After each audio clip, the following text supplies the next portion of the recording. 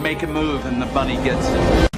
I said, put the bunny back in the box. Why couldn't you put the bunny back in the box?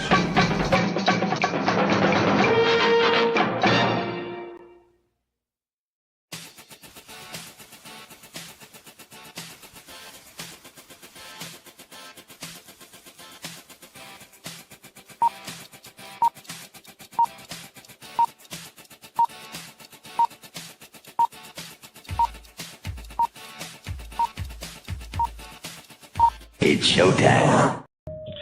Roar. Roar. Colonel Ironsides here. 200 years I stood in the gap, fighting those who would harm my country. It was my honor, my sacred duty, so help me God. 9 times they took my life. 9 times I stood back up and made them pay. The freedom fighter and I could handle anything, but someone betrayed me. I was ambushed, made mortal, rendered powerless, and retired. They passed an amendment that made me a civilian before I left the hospital. For 50 years I watched my country change. Watched its work while erasing me from history. The day I quit my job, I powered up and discovered they lied about that too. I'll remind them of freedom. I'll remind them of duty. I'll remind them of their oaths and who they serve. I'll remind them while I'm shoving it down their throats.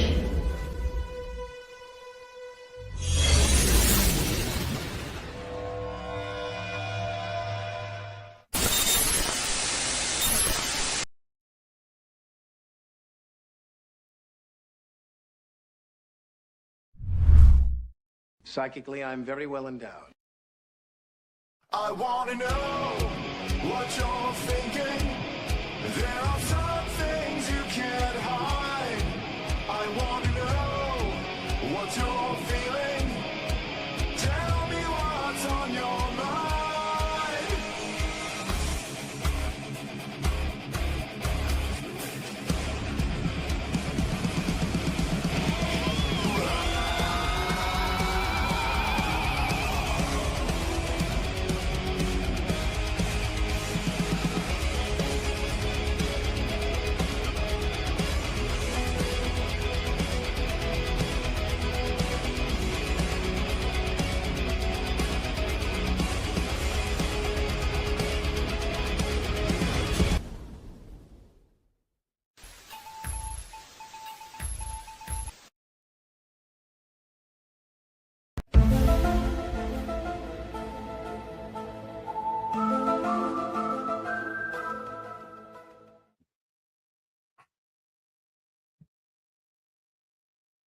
Hey there, welcome to Character Autopsy.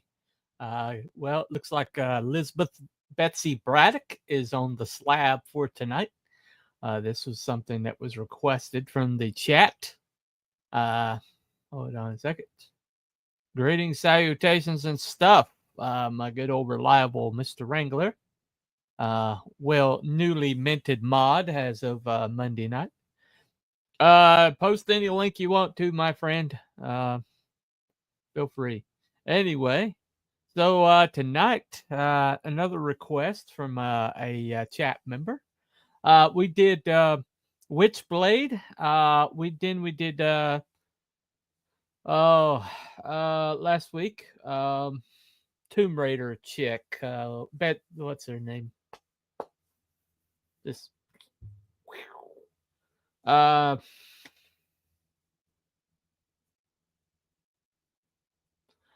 Just completely flew out of my head. I mean, I did the research and everything on her last week and just gone.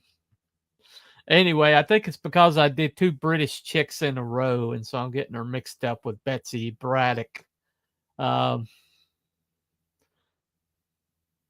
What is her name? Oh, well, anyway. Go back and watch it this last week.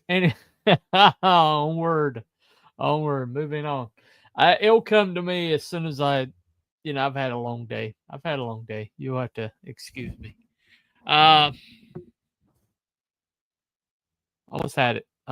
Anyway, But today, this is going to be Lara Croft. Lara Croft. Did a whole show on her, did all the research, and it just gone. It was gone. Two British chicks of with like upper, crust royalty in their blood or whatever. And I just got them mixed up in my head. I don't know why. I just did. Oh well, I did. It is what it is. There were some observations that I'm going to make that might be a little controversial about Betsy Braddock, also known as Psylocke. Basically, when I'm going to when I do these character autopsies, I don't do the whole entire life story. I don't do all the twists and turns. Basically, all this is about is the core personality. Who is this character? What makes him tick, basically. That's all we're here for. And i.e., if you want something more comprehensive, there's plenty of videos out there that are just like A to B, this happened and this happened and this happened. That's not what this show's about. What the show is about is raising the hood and seeing what engine's under there. We just want to. This is an autopsy, okay? We are taking these characters apart, trying to figure out, why they're successful or not successful, what makes them iconic, But I could take characters that aren't popular or whatever. But the bottom line is, hold on a second. You had to kick Laura out of your mind to make room for awesomeness that is Psylocke. Awesomeness varies in her point of time, right? Exactly. Well, I had two British chicks of royal lineage in my head at one time, and I've been all about Betsy all day long, and it just Laura was kind of like left. But there is some similarities between the two characters that I noticed, but we'll get to that. Anyway, so let the autopsy begin.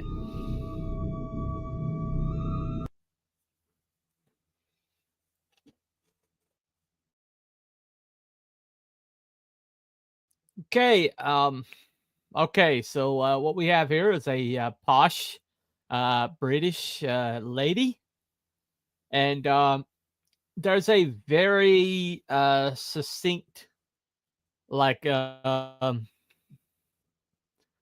personality style that comes from being like British upper crust, not necessarily royalty, but of the landed gentry, and there's like some very distinctive like characteristics that come from that. And in this particular, character, she is really particularly interesting in that that kind of air of Britishness. No matter what's happened to her bodily, which we'll get into, it seems to carry throughout when you write her correctly. Okay. She has had her share of bad writers, as have all of them for the last 10 years or more. But in her case, she's had some particularly, people haven't been content to just like, just write her. They have reinterpreted her. They have made her like their particular, they haven't done a take on the same character. They have literally reimagined her and revamped her. And so, but when she's written like she's supposed to be, and she was written very consistently up to a certain point, and then after that, it's like everybody wanted to write their own version of her rather than keep the core character traits in place. So up to that point where they started screwing with her, screwing with the core of her. Okay, up to the point of her Hell Hydra. If you know anything about, I did the first show on Captain America. The delineation is before Hell Hydra and after Hell Hydra.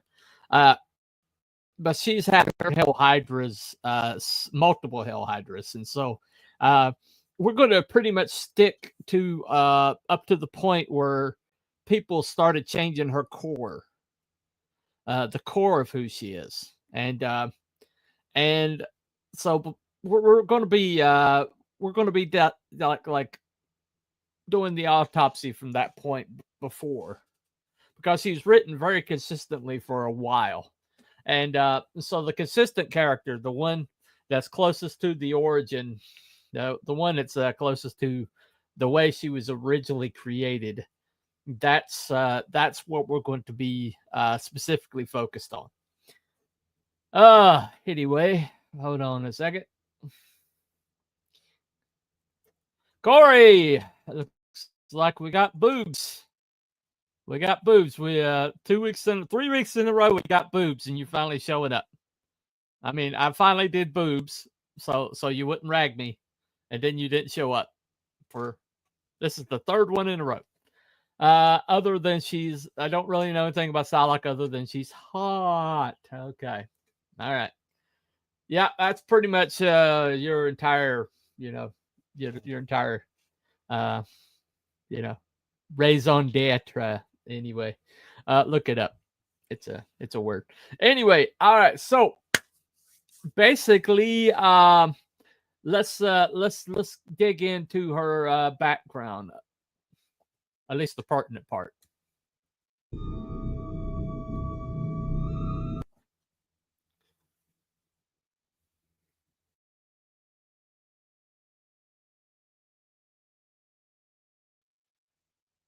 Okay, her family is really vitally important to her, who she is, and you can't really have Betsy Braddock without her family. It's very complicated. It's fine. I'm just ragging you, Corey. It's fine, man. I know you're a busy dude. I've seen your comic. Anyway, but you can't have her without her family. Her family actually comes not from this neighborhood. They come from a place called Otherworld. Claremont was not being very creative when he came up with that, but they come from another dimension called Otherworld. And Otherworld is where the whole Arthurian legend came from.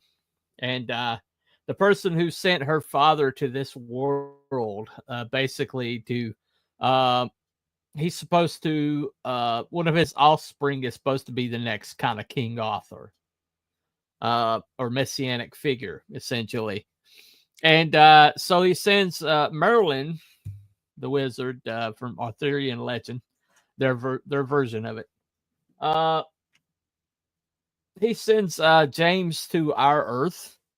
And the first, he marries the Lady Braddock, but he becomes like a research scientist, kind of an egghead, and he gets quite wealthy, inventing things, because Otherworld has more advanced technology than our world, so he had kind of cheated.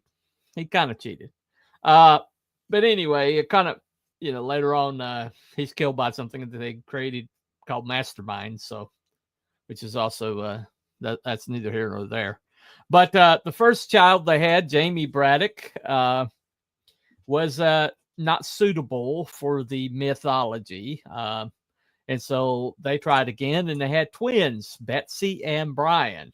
Brian turns out to be the child of legend, and he later on becomes Captain Britain. And his twin sister, Betsy. Betsy kind of like, you can tell from like the early stories that the guys that were writing those early stories, Claremont was one of them. didn't quite know what to do with her. And they saw possibilities there, but they didn't quite know what to do with her. So she was kind of sent away. And she went to New York and became a model. I was listening to a synopsis earlier, and the girl that was given the synopsis was obviously a radical feminist, because he was kind of like, oh my God. Like they said that they sent her to be a model because, of course, that's the only thing a woman can do. And I was like,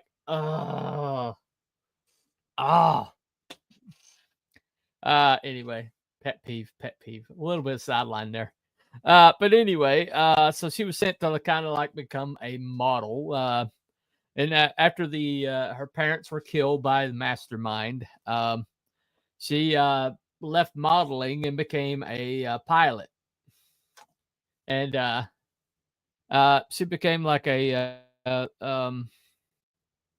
while she was a pilot, she had her powers came online.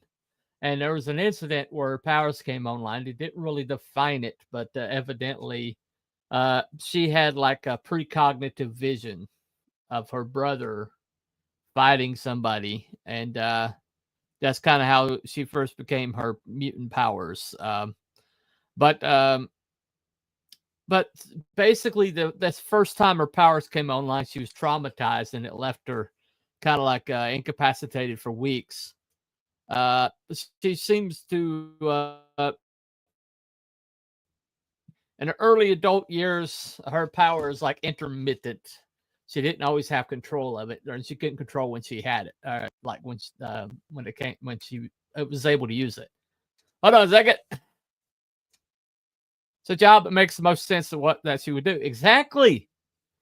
But this little uppity chick was like, well, of course it's like in the 70s, and so that's like the only thing they think I can do in the 70s. And I was like, up yours, seriously, up freaking yours. Anyway, sorry. Once again, sideline. But anyway, now, she had like multiple adventures. I don't want to get bogged down because it's really complicated. But she got, when her psychic powers started maturing and started coming online more often. There was this event where she was used by Captain Zen, Dr. Zen, and he caused her. He kind of like took her over and caused her to attack her brothers, and then she was like, there's this whole thing where she's put into a mental hospital and wound up right in his clutches. And but basically, this whole entire thing where she quit her charter service and she joined. After she figured out her brother was Captain Britain, she decided that she wanted to be a hero too, and that she wanted to use her powers for good. So she joined a organization called the Strike Psi Division. It was like a MI6, MI something other, one of those divisions. And well, multiple things happened. You have to go back and read it. We don't want to get too bogged down. Right. The ideal job would be making her a broke activist. Exactly. And she did dye her hair. She did dye her hair purple. So she was kind of onto that early. She just didn't get a nose piercing, whatever that is, or tattoos, and get bloated and hideous and non-gender conforming. But anyway, that's neither here nor there. But she did dye her hair purple after a while, which is kind of important for her look. But basically, she in the course of working with Strike, she went to the Hellfire Club, and she was infiltrating the Hellfire Club because her father was a member there. And she ran into Warren Worthington III, who is later known as Angel and Archangel later. And he kind of became the love of her life, and she's had several trysts with him before, until they made her gay a few years ago.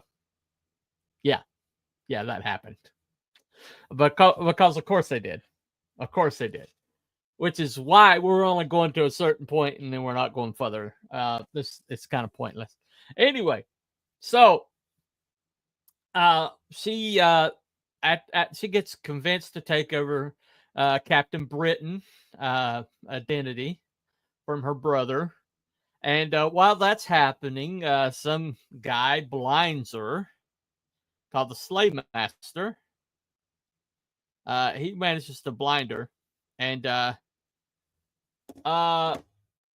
she doesn't get she gets offered like bionic eyes, because in the Marvel universe, of course, bionic eyes are just laying around. But she turns it down, and because she has psychic ability, and she's just going to like Daredevil it, and but she gets the attention of because of her dimension hopping activities, somebody called Mojo and Spiral comes to their attention, and so they kidnap her and brainwash her, give her bionic eyes, and because as you do in the Marvel universe, and she becomes a nice little show for them on their television network. If you know anything about the Mojo verse, basically it's a world. It's basically the whole world is run like a television station, and basically everybody is either consumer or they're like on television. And Mojo is like at the center of that, and Spiral, his henchman, and it's basically Betsy Braddock's main rival for the rest of her comic run. But what happens is the New Mutants show up. They kind of get pulled into this Mojo verse, and they run into Betsy Braddock while they're there, and they wind up saving her and bringing her back to our world, and she winds up with the X-Men just in time for the Mutant Massacre. Yeah. So in case you haven't figured it out, she's kind of like had a rough time of it. Anyway, but thing about it is the first story I saw her in. The first story I saw her in is in the Mutant Massacre, where I need to show you this panel. This is incredible. But anyway, she winds up in a fight with this guy. Sabretooth, okay? And she holds her own.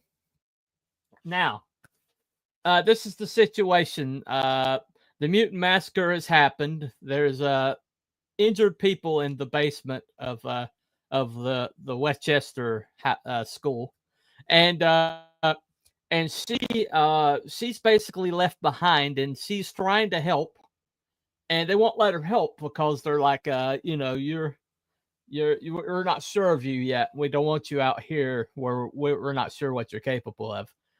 At one point, she opens the door, and Colossus, who like is just been injured grievously, basically falls on her and cracks her ribs. So they're like, okay, you're cracked. You got cracked ribs. You got to stay behind. And so she's like on the Cerebro. She's one of the few people that can handle Cerebro. She's got that. Her psychic abilities are that good. And suddenly she gets knocked out of the chair by just like the most vicious and vile and angry mind that she's ever encountered. and it was Sabretooth. Okay, and so she decides that she's going to lead Sabretooth away from the injured people. So so she kind of taunts him and runs away from them. And Sabretooth chases her. And he's Sabretooth, so she doesn't really stand a snowball's chance in hell, but she gives him hell, okay? She does the best she can.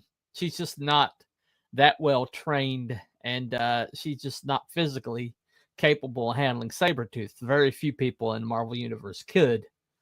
And he's about to give a killing blow, and Wolverine shows up, and Wolverine and him go at it. And they're pulling her out of harm's way, and she's like, wait. I couldn't penetrate his mind before, but now that they're fighting, I can penetrate his mind and find out who's behind this.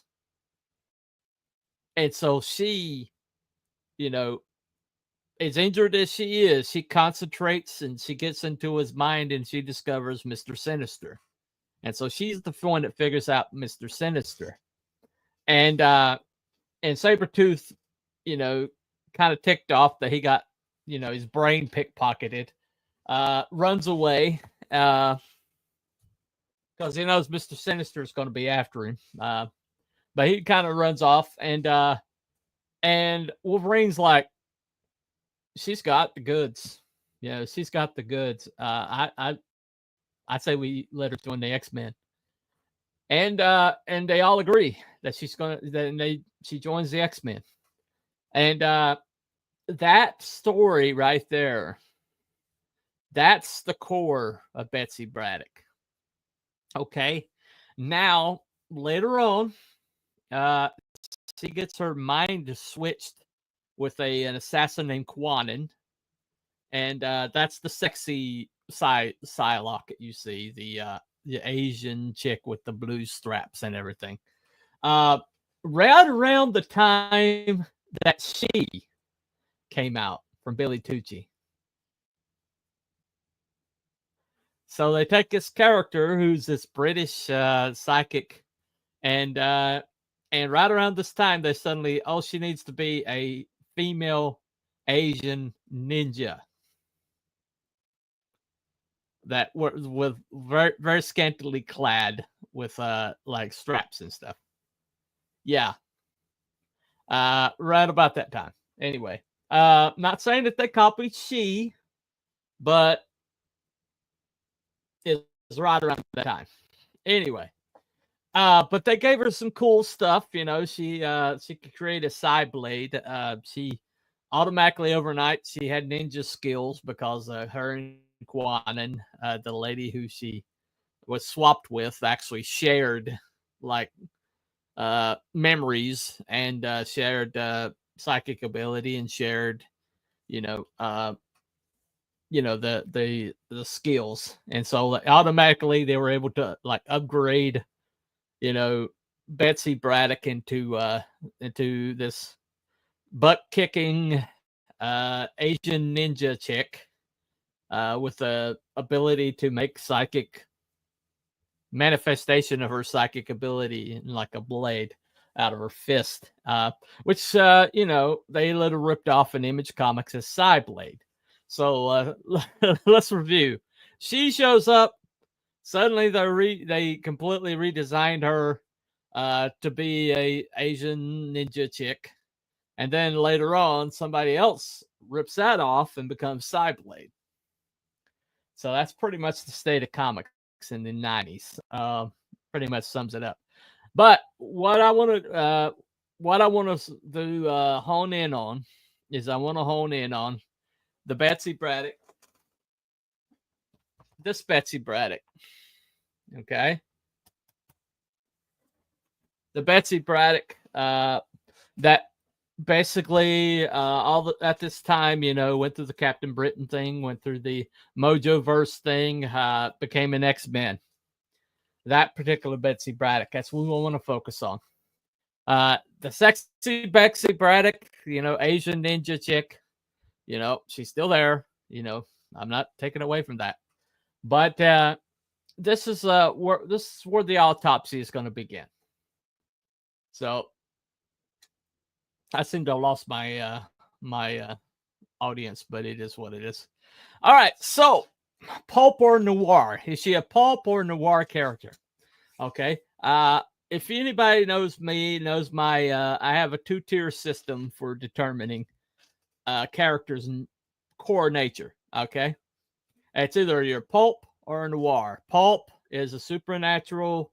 They have a definitive moral code that they follow, that they don't veer away from. Okay. Noir is very human, very flawed, and they don't have a definitive moral code. They can do good things, but at the same time, they can also do bad things. It usually depends on the situation. So you have one that's like a definitive moral code that doesn't change, and you got to know when that changes with whatever situational ethics. And so which one is Betsy?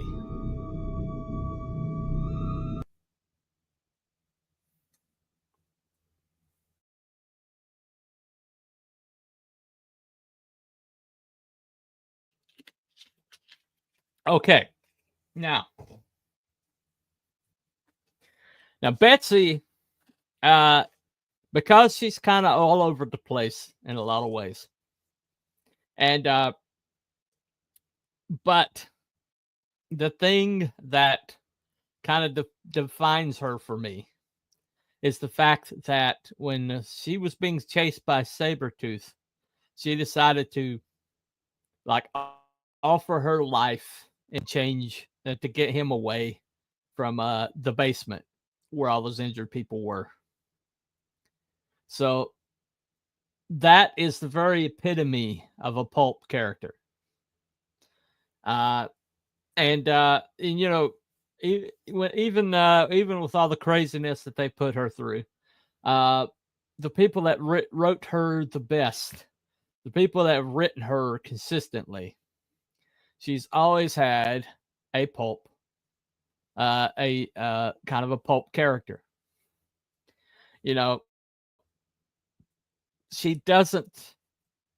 She definitely has a definitive moral code that she follows, and she does not veer.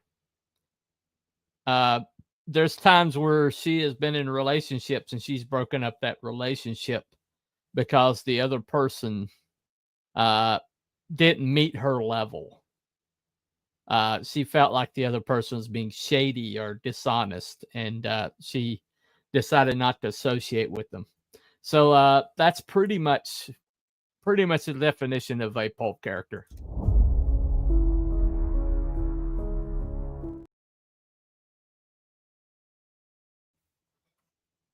So she's definitely pulp character.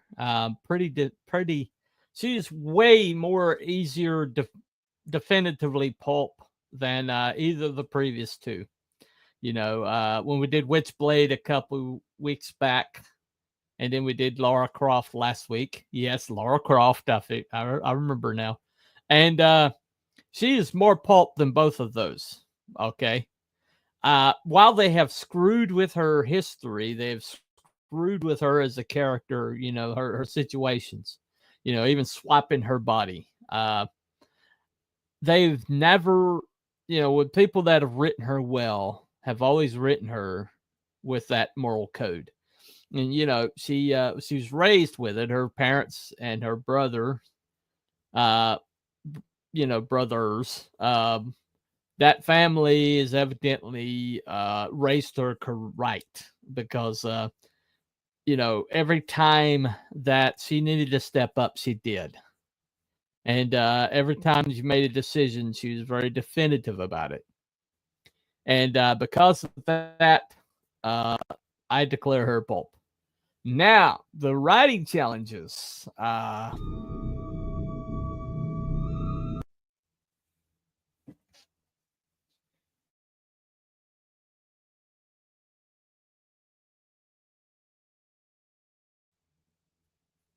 The writing challenges of taking over a character that people have screwed with this much. There are very few characters that I've ever run across that have been just like redefined. I mean, everybody that's written her and for the last 15, 20 years or so has drastically shifted everything about her. And because of that, it's really difficult to get a continuity with her. And so the writing challenge at this point of trying to write Psylocke would be to get her back to the basics. To not reboot the character, but when you do reboot a computer, you do take it back to original factory settings. Okay. And I guess that would probably be a reboot. Reboot's a bad word these days, okay? But in her case, you would have to.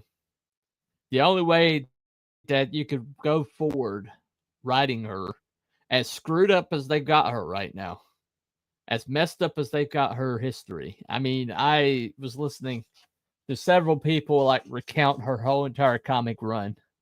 And I was like, oh my God, they have just absolutely ruined this character. And I hear that she's really huge on Marvel Rivals right now, and so her character is actually getting like some popularity back. And so they're probably going to really screw with her going forward. They got her Captain Britain in a lesbian relationship right now with Rachel Gray. Poor Rachel. She deserves better. So they've like really written her into a corner. So if I were to take her over, the only way I could conceive of writing her would be to reboot her back to factory settings. Start with the core of her. Start with Betsy Braddock. Kind of like ignore the Psylocke and go back to Betsy Braddock. That's, if I were to write her at this point, that's what you'd have to do. It's kind of like Peter Parker. They messed with Peter Parker so much, you have to take him back to Peter Parker. Kind of get away from the Spider-Man. They did this with Daredevil, Born Again. That's one reason why that comic run is considered, so important. It's because they took Matt Murdock, they pulled him out of everything that he was, and kind of like took him back to basics, and they rebuilt the character from there. And that's what Psylocke needs. She needs somebody to build her back. They need somebody to take her over that cares about the character and that will scrape away some of this really bad writing. I mean, some of the really horrific stuff that they've done with this character. And they'll just have to like take her back to the studs. Have to take her back to the studs. Put up new drywall. Repaint it, She just at this point, that's the only way forward I can see. All right. So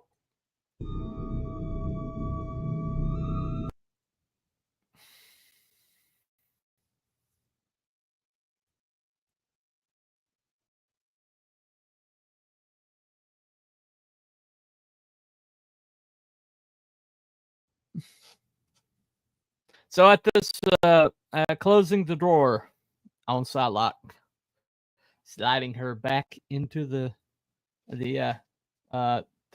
drawer. I would say that this is a really really promising character. They had the really good roots. She was very fascinating early on. And the whole entire brain swap thing. I know that visually, people like her character more after they swapped her. Swapped her with Kawanin. And that whole entire like plot line got so convoluted. But they instantaneously they upped her. They made her a martial artist. They gave her a katana sword, with the side blade. And visually, she was a lot more compelling. So it was like a Archangel kind of style reboot. And I really don't have a problem with it. They just didn't know what to do once they did it. They kind of like, they kind of lost their way with it. And but she's still one of the most visually stunning. She might be a Marvel version of She, which is what I think. But I could see where they needed to reboot her at that time. I could see they had other psychics like Jean Grey that they wanted to give more attention to, and they needed to give her some kind of something that was uniquely her. And so I understand exactly why they did what they did. But they just really, really went off the edge with it. And the only way back is to kind of figure out, how do we get Betsy back? Maybe get her away from Psylocke for a while. They got her as Captain Britain right now. Brian handed it to her because he's just a better person. Typical modern writing. Brian was like, he was kind of like destined to have that role, but he gave it to his sister because she's better than him. Kind of a Ray Skywalker, Luke Skywalker. I'm not Ray Skywalker. Ray Palpatine's Luke Skywalker thing. Just modern writing. But and they made her lesbian. All the people that she was in relationships with were male, but now she's lesbian. So because that's evidently something that just happens. So oh well. Is it genetic or is it not genetic? You guys can't make up your damn mind. Is it immutable or is it not immutable? Figure it out. Let us all know. But anyway, where we at? Got some comments happening over here. 1 second. Woke Breaker! Hey. Hello, chat. Used to main with her. Oh, okay. I guess you're talking about Marvel Rivals. Yeah. Quanten's the current Psylocke. Betsy's back in her original body doing her own thing. That's right. That is what happened. But we're talking about Betsy. We're talking about the Betsy as the character. So I'm sorry I don't follow modern comics. I was a little surprised that where her character head's going when I started doing research for this. But yeah, I do think that she's a great character. This story, the Mutant Massacre, her and Sabretooth, is one of my favorite stories of all time. It's right up there, one of my top maybe 5 stories of all time in comics. And so she's a great character. Betsy Braddock is a good character. And maybe sometime in the future, when Marvel gets its head out of its butt and starts putting out comics for everybody and not just the Portland baristas, maybe somebody will bring her back to relevance. I don't know. But she's a great character, and I hope all the best for her in the future. Anyway, so next week, what is a character that you guys would like to see me cover next week? Anyone? I'm going to insist on going with a male character. We've done 3 females in a row. So if you don't mind giving me a male character, I would appreciate it.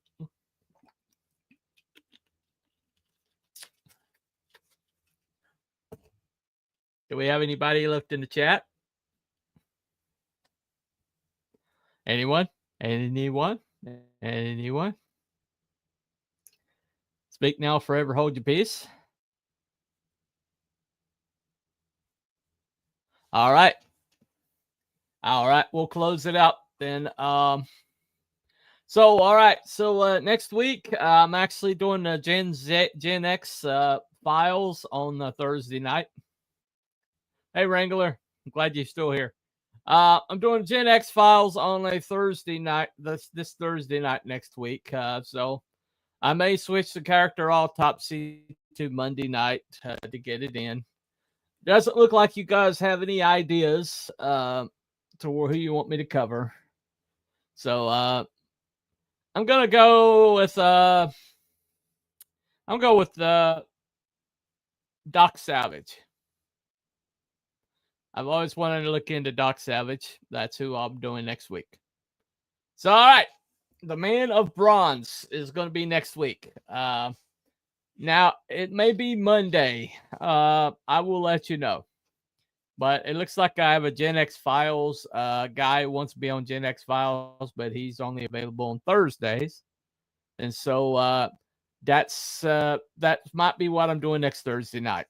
But maybe I'll run this on Monday. But the next time I run it, I'll advertise it. You just keep your eyes open. It's going to be Doc Savage. You guys didn't give me anybody, so I'm just going to pull that guy out. I'm very fascinated with his character, and I'm going to figure that's who I'm going to do next week. Anyway, thank you all for coming, and we will see you next week. The drawer is closed on Psylocke. So follow that rabbit. Bye, everybody.